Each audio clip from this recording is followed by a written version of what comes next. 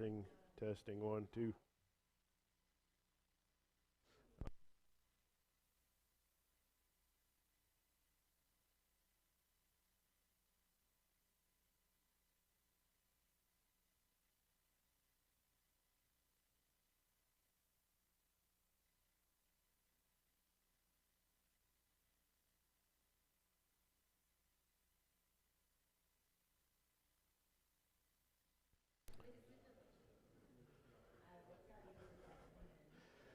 Well, good morning. Nice to see each of you here this morning. You notice anything different about me?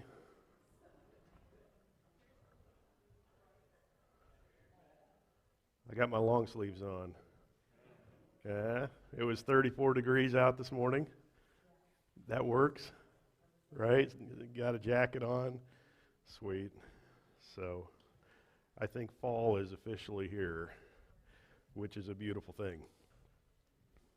We have got some handouts coming around. Thank you, Lloyd. I shouldn't have put Joshua 19, 1 to 51 on there because that sounds kind of scary. I should have just said Joshua 19. But it is the second longest chapter in the book of Joshua, and it's my intent to cover the entire thing today. Yes, thank you. This describes the allotment of the remaining tribes, and I probably should say other than Levi, who doesn't get a contiguous land mass, but gets individual cities. That'll be described in chapter 21. Chapter 20, which is relatively short, we'll do that next week, is the cities of refuge, which is quite an interesting phenomenon. I've learned quite a bit studying that myself, but that's not this week, that's next week. Let's see. So we are, after today, most of the way through the distribution of the land. Like I said, next week, cities of refuge, and then chapter 21, the Levitical cities, 48 of those. And then just a couple of chapters to wrap up the book. And in case you're curious, once we finish up the book of Joshua, we're going to move over to the book of Acts in the New Testament. That's a fun book, going from the church in Jerusalem all the way to Rome. So follows a number of Paul's travels. Well, the second half of the book, I guess, is Paul and his travels. The first half is Peter as the ruler. That's not the word I wanted. As the head of the church in Jerusalem, and how that all developed, but some fun stuff there. Okay, back to excuse me, Joshua 19. Just a quick outline of the book. We'll begin with Simeon, and then the tribes of Zebulun, Issachar, Asher, Naphtali, Dan, and then at the very end, Joshua himself. He gets a particular allotment and a little summary. I've got stars there beside Simeon and beside Dan because those are a little bit unique. They have some unusual aspects.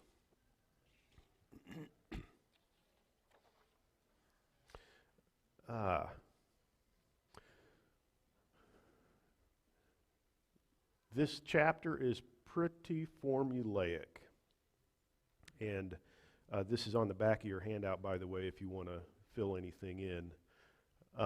Each section begins with this statement: the fifth lot, the eighth lot, the ninth lot, whatever, fell to, and then the name of the tribe.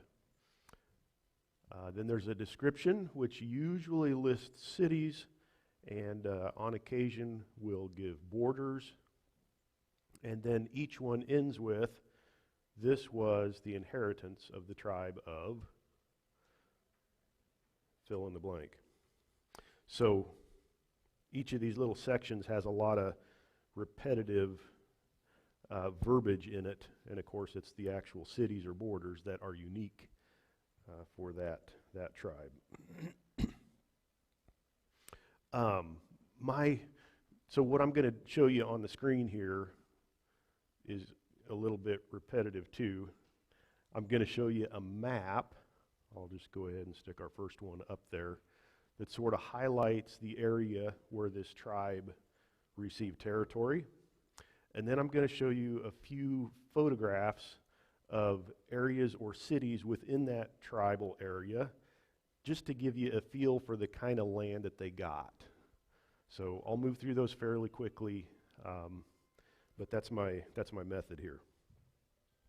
So the first 9 verses describe the lot of Simeon. Let me just read through there. The second lot fell to Simeon. The first lot, by the way, was Benjamin in the previous chapter. The second lot fell to Simeon, to the tribe of the sons of Simeon, according to their families, and their inheritance was in the midst of the inheritance of the sons of Judah. That's what's unique about this tribe. Judah was one of the first tribes to get a lot, and it was a big lot.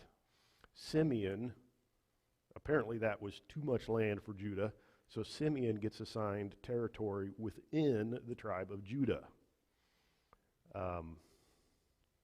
And we'll get a list of cities here, but not really a defined border. So I tried to kind of fuzz out the red color there because we don't have an exact border for the tribe of Simeon, but they're in the middle of the tribe of Judah. Verse 2, so they had their inheritance. They had as their inheritance, excuse me, Beersheba and Sheva and Moladah, and Hatzar Shual, and Bala, and Etzem, and Eltolad, and Bethul, and Hormah, and Ziklag, and Beit Markaboth, and Hatzar Susa, and Beit Laboath, and Sharuhen, 13 cities with their villages, Ain, Rimmon, and Ether, and Ashan, 4 cities with their villages, and all the villages which were around these cities, as far as Baalath Be'ir, Ramah of the Negev. This was the inheritance of the tribe of the sons of Simeon, according to their families. The inheritance of the sons of Simeon was taken from the portion of the sons of Judah, for the share of the sons of Judah was too large for them. So the sons of Simeon received an inheritance in the midst of Judah's inheritance. Interesting. So we're in the southern part of the country. I've put as many sites on there from this text as I could identify. You'll notice Beersheba right at the heart of this area. Do you associate anything historically, biblically with Beersheba? Beersheba, sure. Did I see a hand, Rick? Yeah. The patriarchs, Abraham and Isaac, dug wells in this area many centuries before this. Another important thing is we often get a reference to the land of Israel from Dan to Beersheba. Yeah. So it's kind of the southern end, at least the major city at the southern end. No. Sorry. I'm still working with a little bit of, yeah. And I'm cognizant I sometimes cough into my mic, and that's not nice. Sarah was not buried at Beersheba. She was buried at Hebron. I'm looking at this map. Yes, you can see it below Judah, a couple inches on this map. Hebron, Kiryat Arba, another name for Hebron. Let's see. So a few photographs. We've got Tel Beersheba here. It's fairly flat land. It is arable. It can be cultivated. They grow cereal grains down here. It's too dry for things like olive trees or grapevines for the most part, but they do till the land. Let me show you a few more photos here. This is actually the mound of Beersheba. Most of what you see there is Iron Age, which is the time of the kings of Judah, so it's later by a few centuries than the time of Joshua. Tel Sarah, again, you can see it's pretty flat ground, and even today is cultivated. And Tel El Farah South, another site that we know was inhabited during this time period.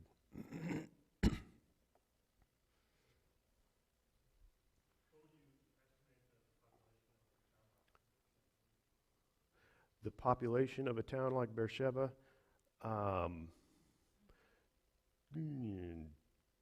somewhere between 1,500 and 2,500 would be ballpark. And it would have been one of the larger towns that they received. A number of these others are smaller, if we've identified them correctly. But Beersheba was one of the large towns.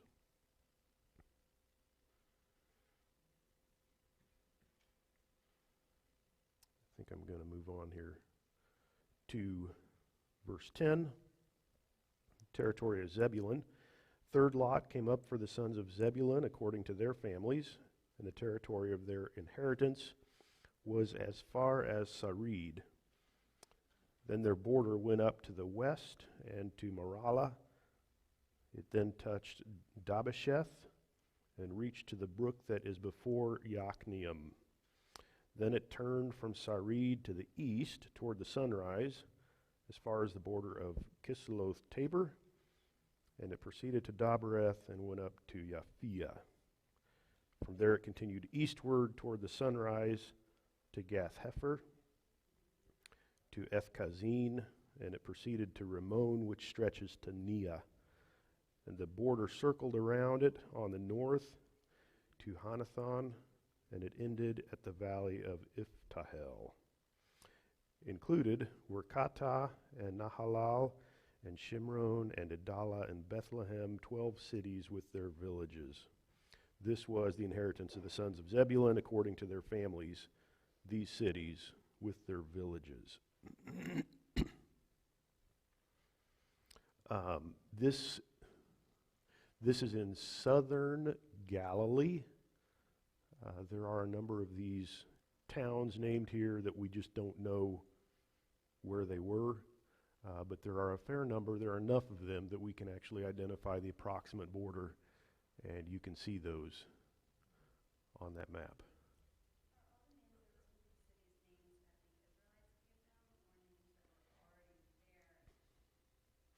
Are they Israelite names for the cities, or were they indigenous?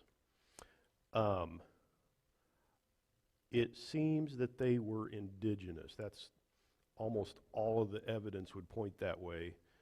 Something I could use to point that out.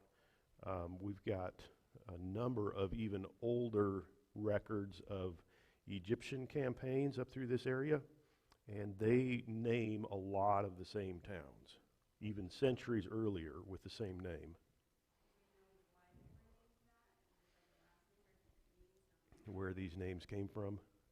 Yeah, that's a tough question. Some of them, excuse me, some of them are descriptive. Some of them we just don't know. You picked up on the name of Bethlehem in there. The name means house of bread. It's a, yes, yeah, Beth is house. Bread, lechem. And this is a northern Bethlehem. It's not the Bethlehem where Jesus was born. We're familiar with that from dozens of other sites where two cities, villages have the same name. Yeah. Yeah. How many Lincolns are there? Just one in Nebraska, but then you go to another state, and yeah.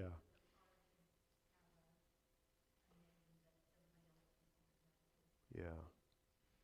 Although Weeping Water, there's only one I know of, and I know there's only. Is there Weeping Water, Tennessee?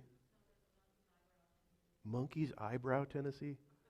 Okay, that's even worse than Nahaka, right? Oh dear.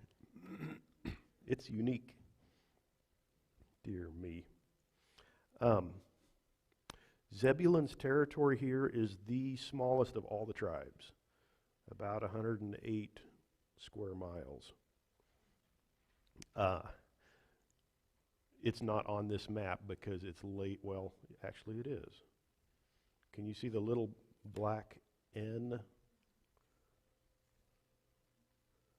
right here, right below Zebulun?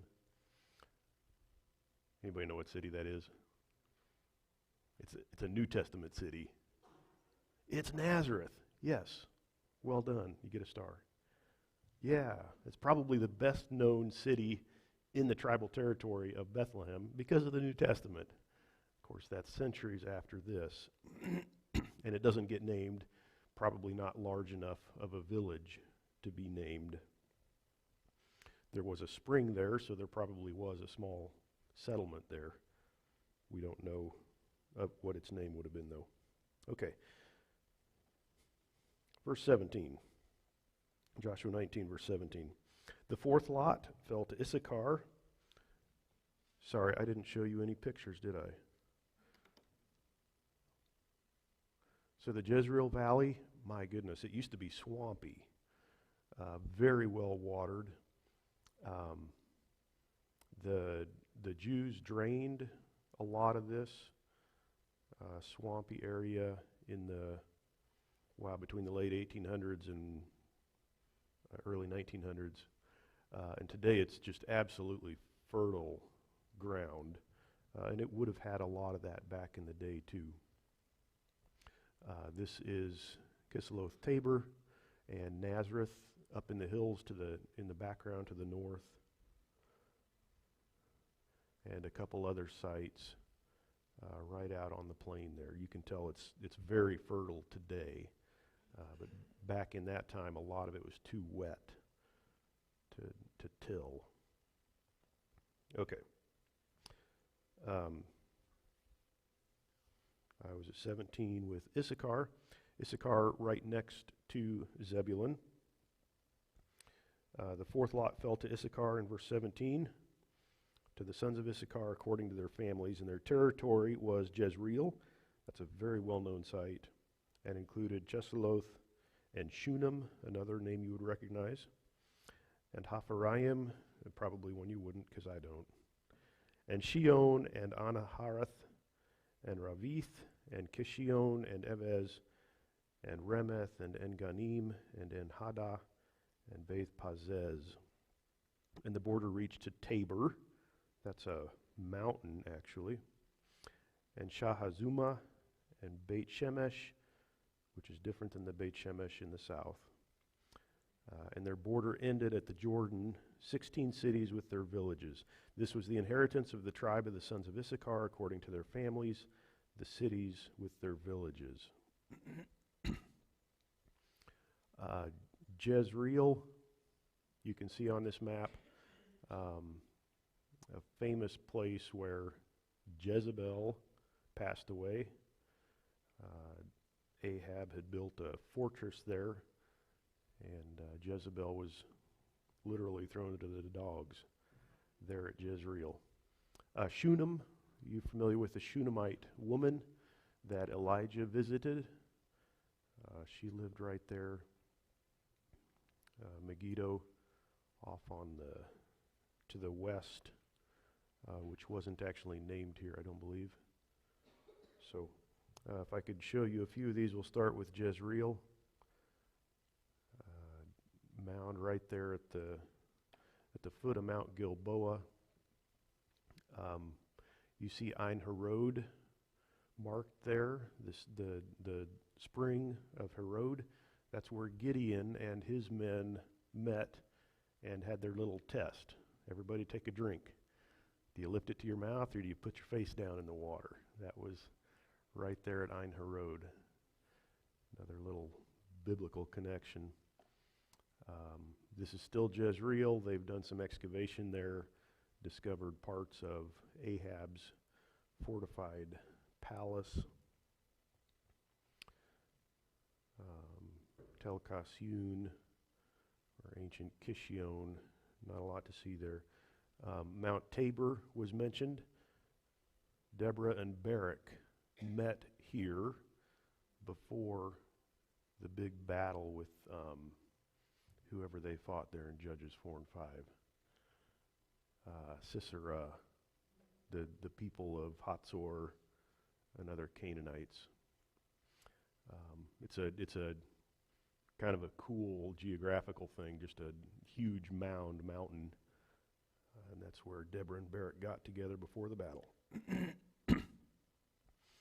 Okay.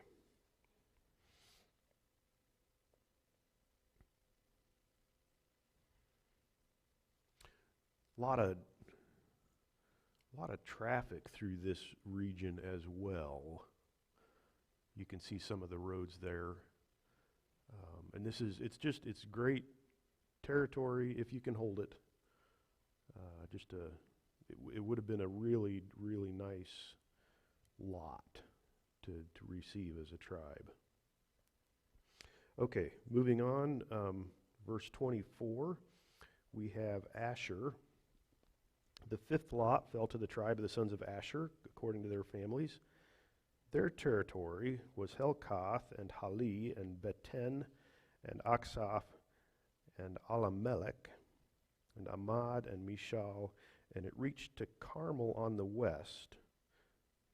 Carmel, not the city, but the mountain range. And to Shihor Livnath. And it turned toward the east to Beit Dagon and reached to Zebulun, to the valley of Iftahel, northward to Beth Emek and Neiel, and it proceeded on north to Kabul and to Hebron and Rehov and Haman and Kana as far as Great Sidon. And the border turned to Ramah and to the fortified city of Tyre. You would recognize both Great Sidon and Tyre. And then the border turned to Hosah and ended at the sea by the region of Achziv. Included also were Ummah and Aphek and Rehov, 22 cities with their villages. This was the inheritance of the tribes of Asher, according to their families, these cities with their villages. This is on the western coastal plain, a little bit up into the hills too. You can see Naphtali just to the east of Asher. Naphtali gets Galilee, the mountainous region that we would refer to in later times as Galilee. Asher receives the territory off to the west of that, all the way down to the coast. On this map you can see Tyre. Sidon is even further north than that, runs off the edge of the map. Much of this area was not actually taken by the Israelites. Wow, I would say really it takes until the time of David and Solomon before a lot of this territory is taken over by the Israelites. I would imagine that most of the Asherites lived along the eastern edge of this territory, kind of in the hilly country, and not out on the plain. They did not take the city of Tyre, even though it was allotted to them. Even in the days of David and Solomon, there was a king of Tyre, and Solomon worked with him to bring in all kinds of lumber and cedar and that kind of stuff. And you might also recall Solomon gave a number of cities in this area to the king of Tyre as payment for all the lumber that he received from him. Don't quite know what to do with that theologically, but that's what the text describes for us. Give you just a right. That's right. If I give you a few more shots here, this is pretty far to the south in that territory. Possible location of Helkath, and then Yokneam a little further to the east. We've seen a picture kind of similar to this already. This is looking a little more to the west, and you can see some of those cities that have been named. Kirbet Yanin. Here we have an old picture of Sidon, about 1910. I kind of like some of these older pictures because any drone shot or whatever that you take today is just a metropolis full of high-rises and apartment buildings, shopping complexes. It just looks completely different than this. Kind of like, well, I suppose kind of like some of our cities around here in the last few centuries that have just exploded, where there used to be a scattering of houses. So I think it's, even though it's a century ago, it's a little more like what it would have been in the days of the Israelites. From about the same time period, an aerial shot looking out toward the west, and the city of Tyre is out there on the coast, and you can see the mountains of Lebanon in the foreground.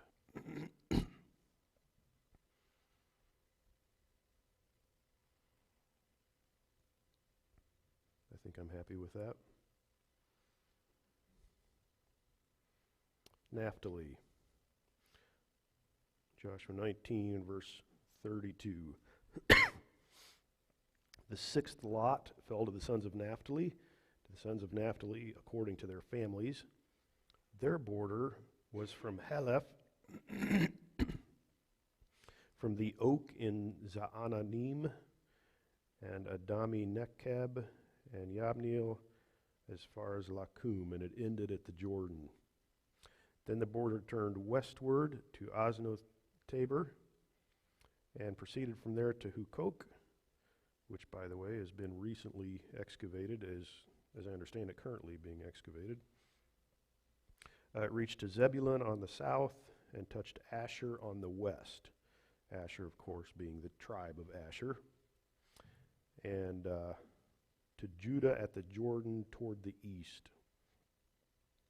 And the fortified cities were Ziddim, Zer, and Hamath, Rakath, and Kinnereth, which is right on the Sea of Galilee, and Adamah, and Ramah, and Hatzor, big city, and Kedesh, and Edrei, and En-Hatzor, and Yeron, and Migdal El, Horem, and Beit Anat, and Beit Shemesh, 19 cities with their villages. This was the inheritance of the tribe of the sons of Naphtali, according to their families, the cities with their villages. This mountainous region, in later times especially, would be called Galilee. I don't know what you think of when you think of Galilee. Often people immediately think of the Sea of Galilee, which touches it toward the bottom there. But this entire mountainous region, the tribe of Naphtali inherited, was part of Galilee, or could be identified as Galilee. You might notice here too that I've kind of feathered the red off to the, I should be going that way for you, off to the east, because we don't have a real well-identified border there. You may have picked up that the city of Hatzor was named here as being given to Naphtali. It took quite a while, a couple of centuries, before the Israelites actually took Hatzor. In fact, that's one of the major cities that, for example, fought against Deborah and Barak, the king of Hatzor. So some of this was pretty slow as far as conquest goes. But the important thing for the author here is we know whose it is. It's assigned to the tribe of Naphtali. It's yours.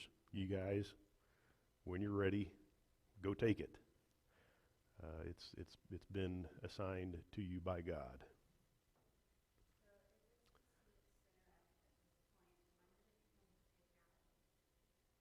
When did it become the Sea of Galilee? That's a good question. I don't have a good answer. I know it by both names. You can see the town of Kinneret there. That seems to be where that name, Sea of Kinneret, came from. Sea of Galilee makes sense too because the region of Galilee is right there. But I couldn't give you any idea on the timing of that, when that happened. You will also notice right above the Sea of Kinneret or the Sea of Galilee the name Gesher. That's a kingdom, a Canaanite kingdom. Absalom was a descendant of how do I put that? His grandfather lived in Gesher, was king of Gesher. David married a Gesherite woman by whom Absalom was born. And we have an account where Absalom got in trouble down in Jerusalem and ran off for 2 or 3 years and lived with his grandfather in Gesher. So even in David's day, there's this little kingdom right there of Canaanites they got along, I suppose, marriage alliance, but it's not Israelite. So just another little section there that was not actually taken over by the Israelites. I'll show you a few photos from this region. This is down in the southern area. You can see Mount Tabor there off to the south. A fair bit of it rather hilly. Tel Yanam or Yabneel, whichever you want to call that. You can see wheat stubble in the foreground, right? So it's good country for cereal crops. This is the southern end of the Sea of Galilee, or the Sea of Kinneret, which would have been assigned to Naphtali. A lot of this area is hilly and verging on mountainous. I guess not Rockies, but Missouri mountains, right? That kind of area. Tel Kinneret, right along the shore on the northwestern side of the Sea of Kinneret, the Sea of Galilee. Hatzor, massive site. You can see the road, highway running through there, and the lower city of Hatzor covered, this is a couple of 100 acres. The upper city is where the city shrunk in the Iron Age later time periods, but Hatzor was it would have been the largest city in this entire region, so of course the largest city assigned to the tribe of Naphtali. Hard not to use a photo like this. Atop Mount Arbel, and you can see the Sea of Galilee down there we're looking kind of north, a little bit northeast, and some of the other cities that were mentioned here.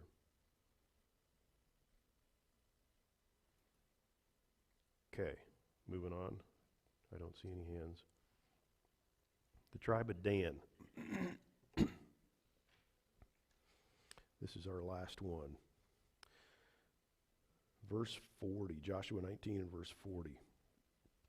The seventh lot fell to the tribe of the sons of Dan, according to their families, and the territory of their inheritance was Zorah and Eshtaol and Ir-shemesh, which is probably the same as Beit Shemesh, and Sha'alabin and Aijalon and Ithlah, and Elon and Timnah and Ekron.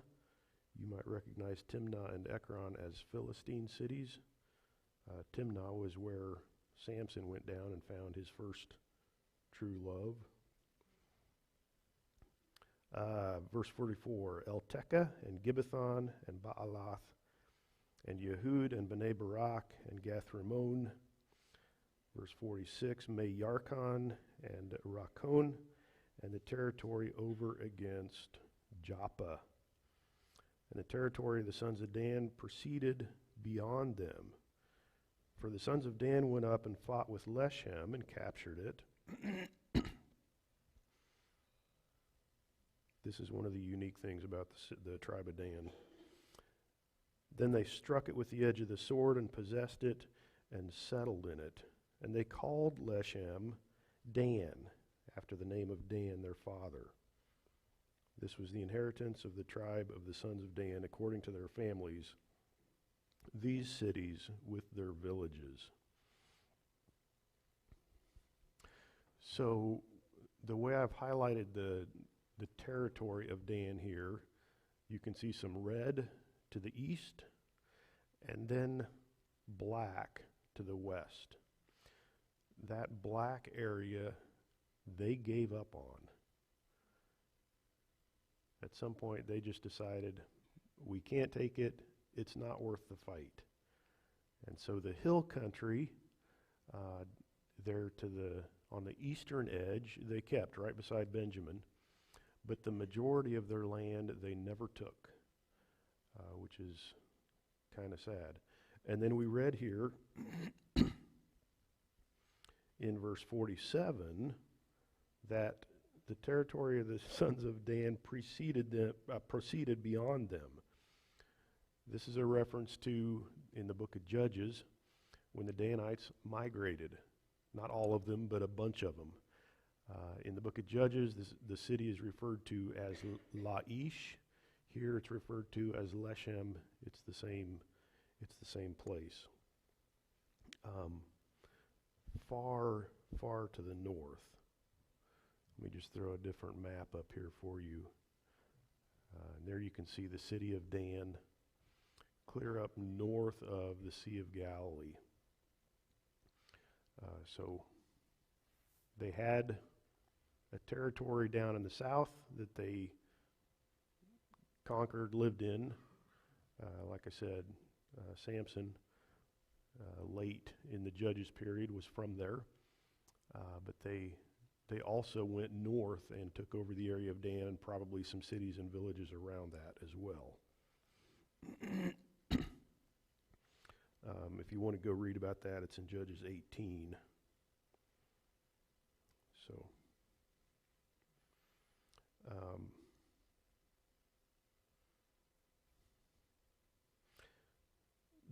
the author here doesn't make any comments, yea or nay, on the Danites migrating to land that had not been given to them. It's hard to avoid the conclusion, though, I think, that what they did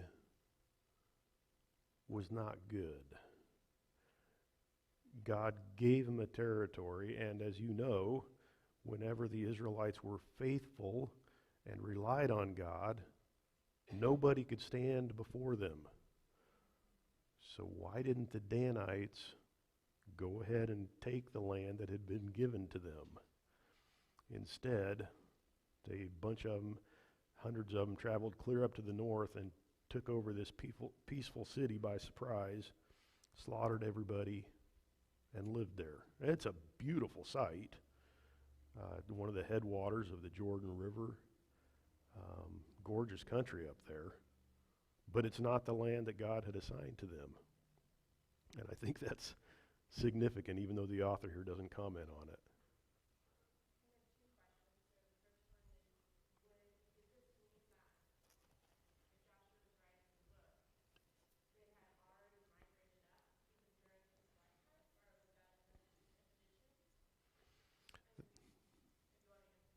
Yeah, that's a good question. When did that migration take place, and why is it mentioned here? I can't put my finger on an actual date. It's sometime during the Judges period. In the book of Judges, it occurs toward the end of the book. That doesn't necessarily mean that it happened toward the end of the Judges period, because there are a couple of narratives attached to the end of the book that don't seem to follow the chronology of the rest of it.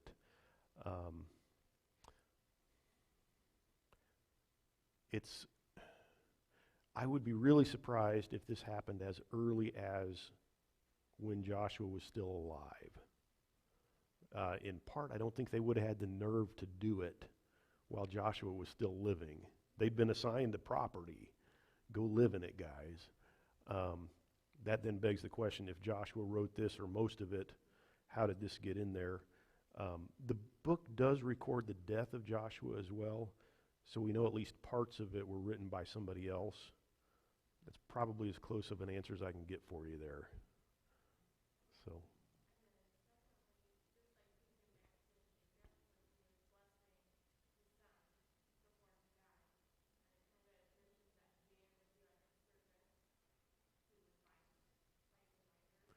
Uh-huh.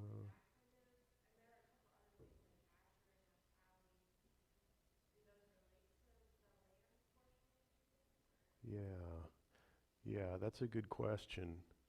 How those descriptions by Jacob or Israel tie into this, and I don't have a good answer for you on that either. It's a great question. Sorry.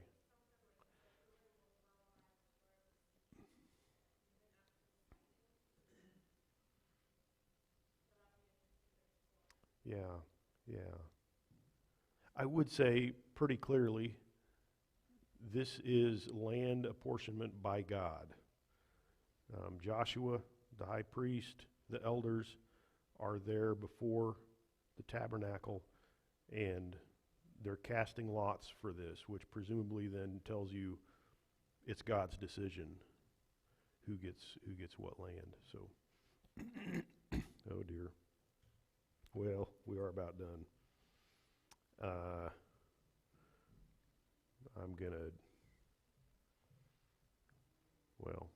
There's part of Dan's allotment kind of up in the hills. Beit Shemesh is just off the edge there. The city of Timnah, which is just down the Ajalon Valley, and should have gone clear out to the coast. It was assigned clear out to the coast.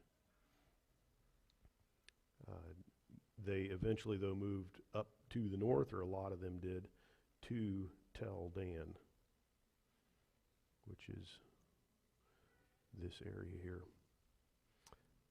Okay.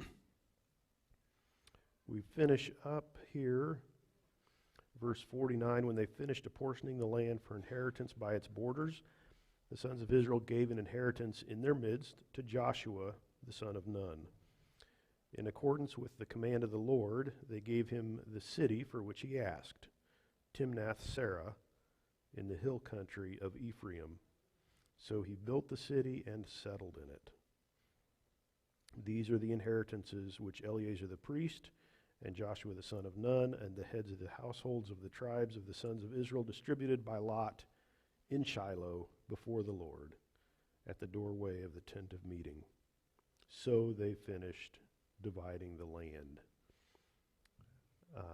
The hill in the background of this photo is Timnath-Serah, the place where Joshua was granted a city for himself and his descendants,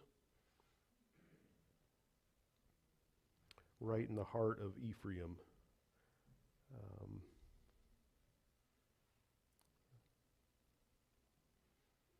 know if I have that.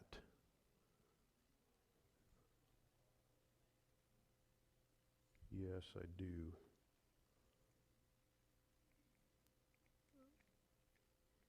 And my battery died. Well, it's right below where it says Ephraim in big blue letters is Timnath Serah.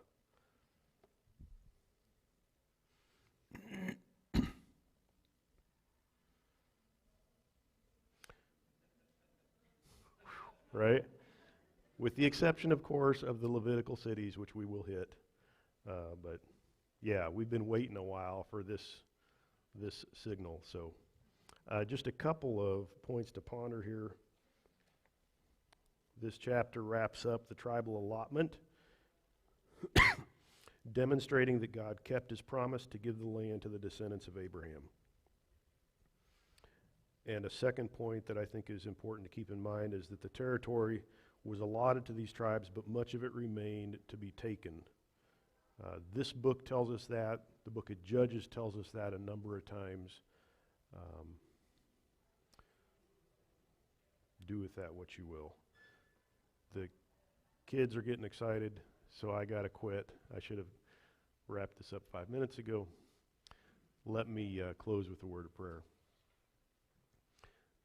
Lord, thank you for your word.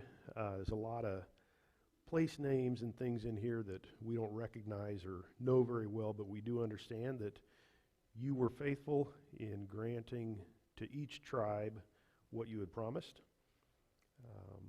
And we are excited to see that, you fulfilling the promise of giving the land to your people. And we look for a land not here on earth, but with you in heaven. And we know that you will be as faithful to us as you were to the Israelites. And we ask for your strength in the meantime, and pray that you would find us to be faithful servants of yours. In your name I pray. Amen.